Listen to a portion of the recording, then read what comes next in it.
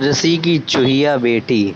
एक जमाने में एक बुद्धिमान अरशी रहते थे जो अपनी बेटी से बेहद प्यार करते थे। जब वो बड़ी हुई तो अर्शी उसके लिए एक योग्य वर ढूंढना चाहते थे। अर्शी का मानना था कि शक्ल सूरत से ज्यादा असली गुण देखने चाहिए। वो एक ऐसा दूल्हा चाहते थे जो नेक दिल और समझदार हो। उनकी बेटी, जो अपनी दयालुता और कोमल स्वभाव के लिए जानी जाती थी, अपने पिता के फैसले पर पूरा भरोसा करती थी।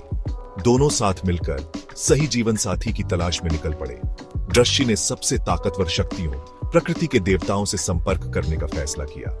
उनका मानना था कि उनकी शक्ति और बुद्धिमत्ता उन्हें अपनी बेटी के लिए उपयुक्त जीवन साथी बनाएगी।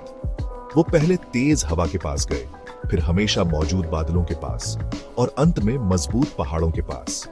हर मुलाकात आशा और निराशा का मिश्रण लेकर आई।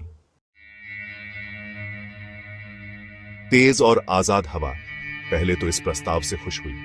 मैं शक्तिशाली हवा हूं, उसने कहा। मैं पहाड़ों को हिला सकता हूं और पेड़ों को गिरा सकता हूं। हालांकि ऋषि ने देखा कि हवा अक्सर अपना रास्ता बदलती रहती है। मेरी बेटी को स्थिरता चाहिए, उन्होंने समझाया। तुम्हारा स्वभाव तो बदलते रहना है। निराश होकर वो बादलों के पास गए। विशाल और हमेशा मौजूद बादल एक बेहतर विकल्प लगे। मैं बारिश ला सकता हूं और धरती को पोषण दे सकता हूं, बादल ने शेखी बघारी। हालांकि ऋषि ने देखा कि बादल अक्सर बेदिशा भटकते रहते हैं।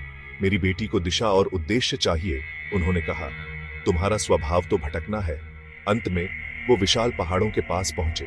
निश्चित रूप से उनकी ताकत और स्थायित्व ही काफी होगा।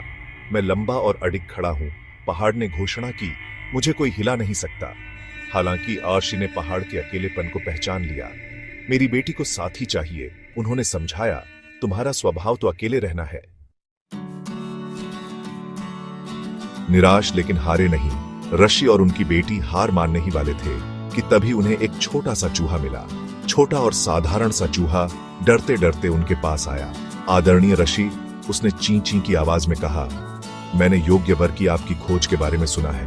मैं भले ही बड़ा या ताकतवर न हूं, लेकिन अगर आप मुझे चुनेंगे तो ये मेरे लिए सम्मान की बात होगी। ऋषि ने अपनी मान्यताओं को याद करते हुए चूहे के आकार से परे देखने का फैसला किया। उन्होंने एक ऐसा प्राणी देखा जो दयालु, मेहनती और संतुष्ट था। उन्होंने अपनी बेटी के कोमल स्वभाव का प्रतिबिंब देखा। उन्हें एहसास हुआ कि सच्ची अनुकूलता शक्ति में नहीं, बल्कि साझा मूल्यों में है। ऋषि की बेटी, जो समझदार और दयालु थी, चूहे से मिलने के लिए तैयार हो गई। उन्होंने एक दूसरे में एक समान विचारधारा, साधारण खुशियों के लिए एक समान प्रेम और जीवन के सभी रूपों के प्रति गहरा सम्मान पाया। अर्शी बेहद खुश होकर उनके मिलन का आशीर्वाद दिया और अपनी ही शिक्षाओं में सच्चाई को समझा।